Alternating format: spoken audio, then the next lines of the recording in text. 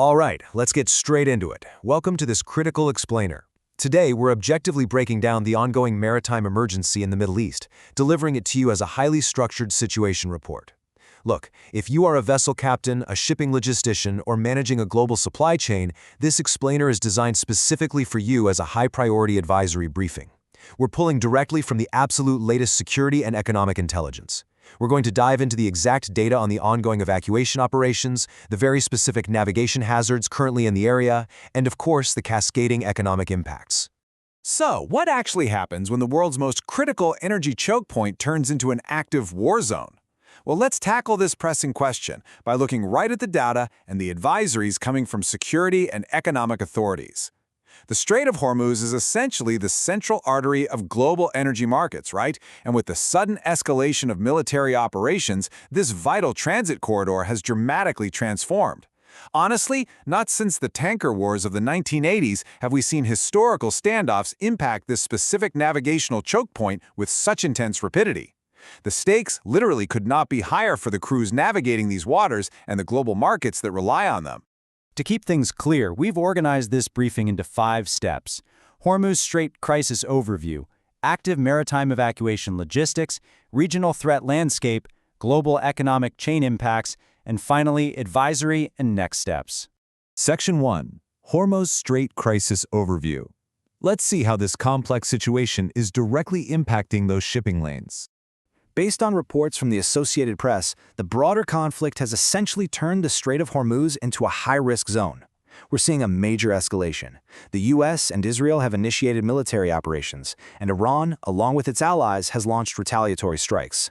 But here's what's absolutely crucial for your maritime planning: the timeline.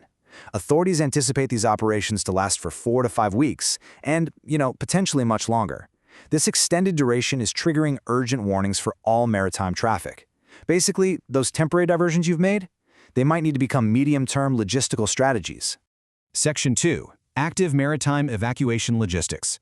Let's shift our focus over to the exact logistical breakdown of the ongoing emergency rescue operations. Right now, the Center has launched a high-priority operation to safely guide exactly 13 Indian-flagged vessels out of the Strait of Hormuz. And remember, these aren't just numbers on a page. These are massive commercial vessels that require highly coordinated, secure escorts to navigate through waters currently peppered with military engagements. Now, the crucial takeaway here is that authorities have already managed to successfully repatriate over 3,400 seafarers from the danger zone. That is a monumental logistical achievement. It requires intense, real-time coordination across multiple international borders, airspaces, and maritime zones that are actively under fire. Digging into those numbers a bit more, officials have facilitated the safe exit of 2,557 Indians, specifically from Iran. And the best part? There have been 0 hostile incidents reported among these crews. That 0 incident rate is incredibly important for sure. It proves that while the environment is exceptionally dangerous, the established emergency protocols and diplomatic channels being used for these evacuations are actually holding up. This comparison brilliantly illustrates the massive scale of those successful evacuations compared to the highly targeted escort of the remaining 13 stranded vessels. We're moving from a broad, rapid response phase into highly specialized extraction for these remaining heavy assets. Section 3. Regional Threat Landscape. It's absolutely vital to understand the specific, multidimensional navigation hazards active in the area right now. This is where things get really intense for you captains out there. Vessels have to navigate an overwhelming volume of both naval and aerial threats. On the naval side, U.S. Central Command reports 11 Iranian warships have been taken out in the Gulf of Oman. So the waters aren't just active conflict zones, they potentially contain disabled vessels or debris. On the aerial side, the UAE Defense Ministry reported intercepting a staggering 148 drones, 9 ballistic missiles, and 6 cruise missiles. Let that sink in. For a commercial vessel, this means the airspace above your ship is just as hazardous as the water below it. And the collateral danger to civilian and migrant labor? It's severe. The AP reports that 5 foreign national workers have been killed across the UAE, Bahrain, and Kuwait, with another 32 wounded in just a single strike in Kuwait. The Gulf relies so heavily on migrant labor to keep its ports and supply chains moving.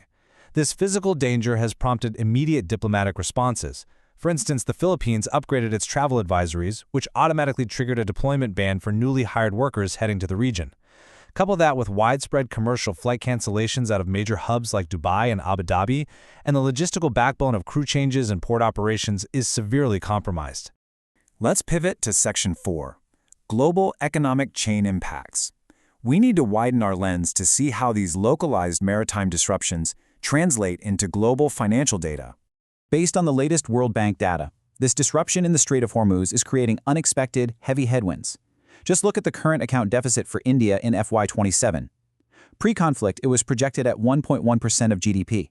Now, it's expected to jump to 1.8%, purely due to a soaring energy import bill. Global growth was initially expected to hold steady at 2.6%, but now it's expected to moderate downward. Meanwhile, global inflationary pressures are rising as the cost of energy and fertilizers absolutely spikes. Listen to this objective assessment from the World Bank. It highlights exactly why this matters to global markets and supply chain logisticians. A temporary shock, we can usually absorb that. But a prolonged conflict that actively damages energy infrastructure and permanently reroutes shipping, that fundamentally alters global inflation and fiscal vulnerability. Persistently high global energy prices caused by these shipping delays will eventually weigh really heavily on domestic demand and financial stability. You can already see this reflected in shifting bond yields and stock market indices like the Nifty 50 and Sensex. This maritime disruption is no longer just a localized operational hazard. It is directly impacting the macroeconomic buffers of major global economies. Finally, Section 5, Advisory and Next Steps. Let's break down the immediate action steps issued by security authorities for those operating in the Middle East. If you take nothing else away today, please listen to this. These are the exact, step-by-step protocols issued by the Ministry of External Affairs and the U.S. State Department. The directive is incredibly clear. Avoid all travel to Iran. If you are currently in Iran, Iraq, Jordan, Lebanon, or Israel, the U.S. State Department urges you to depart immediately using any available commercial transport. For you captains with vessels still in the Gulf region, coordinating closely with naval authorities via established emergency VHF channels and UKMTO reporting networks to maintain the strictest possible maritime security protocols is completely non-negotiable right now. So I'll leave you with this provocative thought to consider. As this briefing clearly shows, the logistical and economic stakes of the current crisis are immense. We've seen how quickly authorities had to pivot to rescue over 3,400 seafarers, and we've seen the immediate spike in economic deficits. As the conflict timeline stretches from days into weeks, the resilience of the maritime industry is going to be tested like never before. Thank you for joining me for this critical explainer. Stay safe out there and stay informed.